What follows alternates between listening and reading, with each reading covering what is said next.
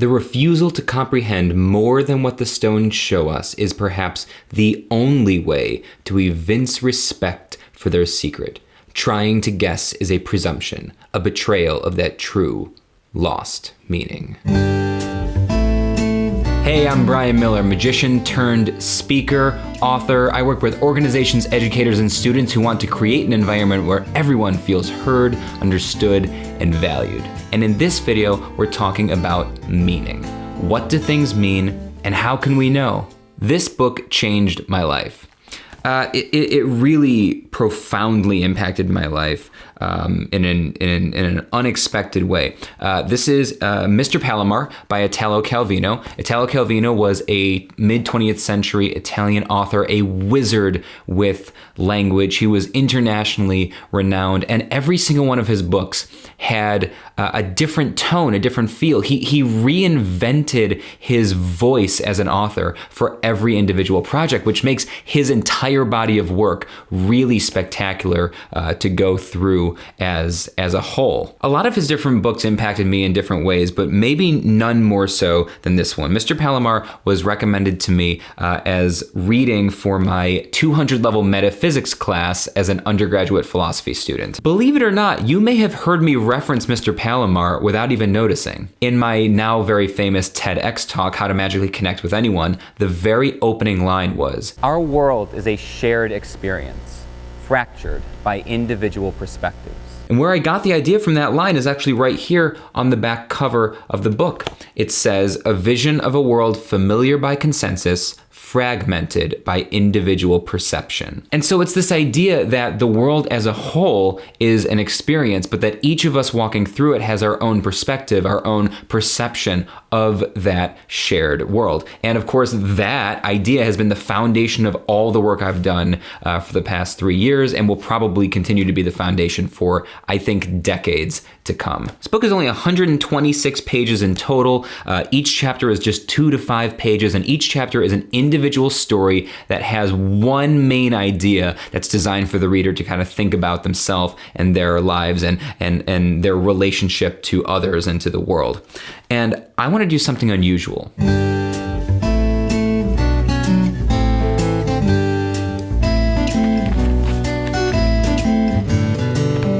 I'd like to read to you. I know that sounds silly, but I'm going to read a small passage from one of the stories in this book called Serpents and Skulls. In this story, Mr. Palomar is visiting Mexico in Tula, the ancient capital of the Toltecs. They're at the Temple of the Morning Star, which is a step pyramid, and he's with a friend who acts as kind of his tour guide, who supposedly knows the area and knows the stories behind the things that they're seeing. So here you go. I'll skip around a little bit, eliminate a few things, just to make this a little bit more brisk. Story time with Brian Miller. In Mexican archaeology, every statue, every object, every detail of a bas relief stands for something, that stands for something else, that stands in turn for yet another something.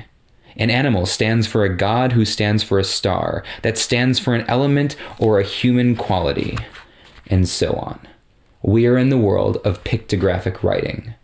The ancient Mexicans, to write, drew pictures, and even when they were drawing it, it was as if they were writing. Every picture seems a rebus to be deciphered. Even the most abstract geometric friezes on the wall of a temple can be interpreted as arrows if you see a motive of broken lines, or you can read a numerical sequence, depending on the way the key pattern is repeated. Here in Tula, the reliefs depict stylized animal forms, jaguars and coyotes. Mr. Palomar's Mexican friend pauses at each stone, transforms it into a cosmic tale, an allegory, a moral reflection. A group of school children moves among the ruins, stocky boys with the features of the Indios, descendants perhaps of the builders of these temples, wearing plain white uniforms, like Boy Scouts with blue neckerchiefs. The boys are led by a teacher not much taller than they are and only a little more adult, with the same round, dark, impassive face. They climb the steep steps of the pyramid, stop beneath the columns.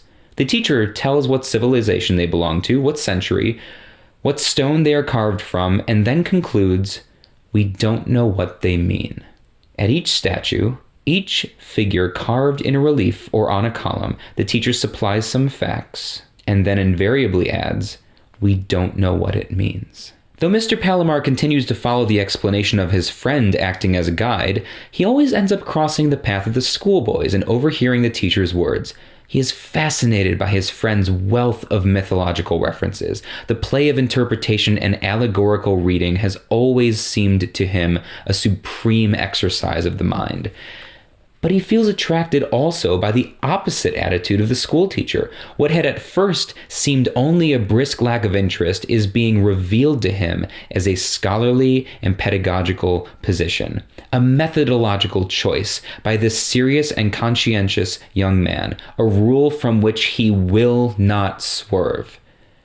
A stone, a figure, a sign, a word reaching us isolated from its context is only that stone, figure, sign, or word.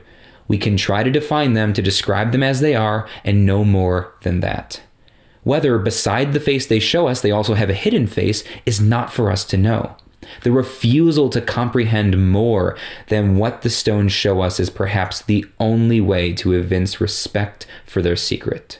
Trying to guess is a presumption, a betrayal of that true, lost meaning. Behind the pyramid is a passage or communication trench between two walls, one of packed earth, the other of carved stone, the Wall of Serpents. It is perhaps the most beautiful piece in Tula. In the relief frieze, there is a sequence of serpents, each holding a human skull in its open jaws, as if it were about to devour it.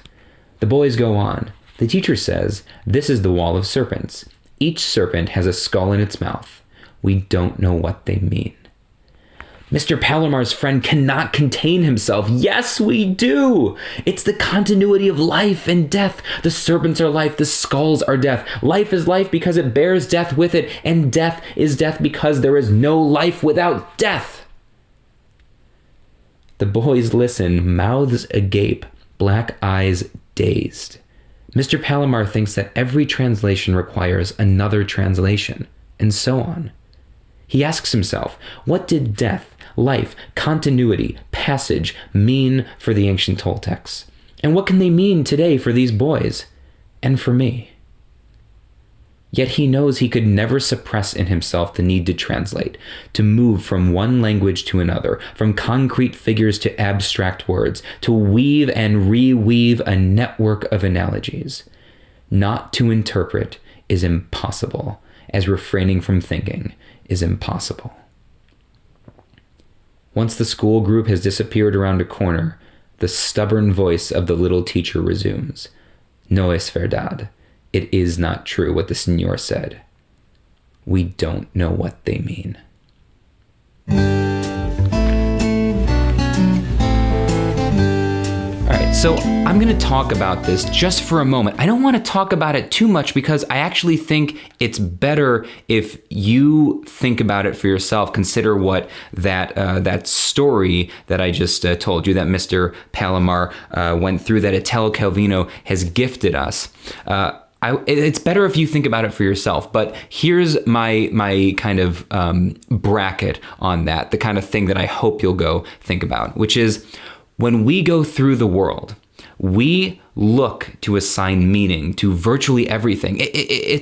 We are meaning machines. We are story machines. We look at something and we want to know the story. We want to know what it means. And we don't just do this with things. We do it with people. And that can get us into lots of trouble because not everything means the thing you think it does. And a lot of times we fool ourselves into believing that we are really good at figuring out the meaning of things, and in particular, figuring out the meaning of people, because we think we're really good at assigning meaning to the actions and to the thoughts and to the beliefs of the people closest to us. And because we are so overconfident, we don't check, we don't double check, we don't ask. We just assume that we're right, we believe we're right, and so we act on those assumptions, and we get it wrong so often. That's why it's so easy to hurt the people closest to us. So what's the solution? How do we get better at reading the thoughts and feelings of the people closest to us, let alone strangers? We don't guess, we ask. So if you want to learn to get better at reading the thoughts, feelings of other people, what we really need to learn to do are two things. We need to learn to ask questions, meaningful and relevant questions, and we need to learn to listen better. And I've got a great resource, free for anybody who wants it, on my website called How to Use Your Ears. It's a 4-step system, EARS, for mastering the art of active listening. You can grab that anytime you want at howtouseyourears.com. If you do that, you'll also be able to get emails from me. I send an email once a week with communication tips, strategies, techniques, stories, modern research in the field of human connection and social psychology. I think you'll really enjoy being a part of that. Well, I hope that's something for you to think about. I really, really recommend you pick up Mr. Palomar. I'm going to leave a link in the description. It will be an affiliate link, which means if you buy it from Amazon through there, it will help support this channel, but it will cost nothing extra to you. I really do appreciate if you go through those links. Thanks so much for sticking with me, and always remember that our world is a shared experience. Have a great day. Times it's all out of reach. Soldier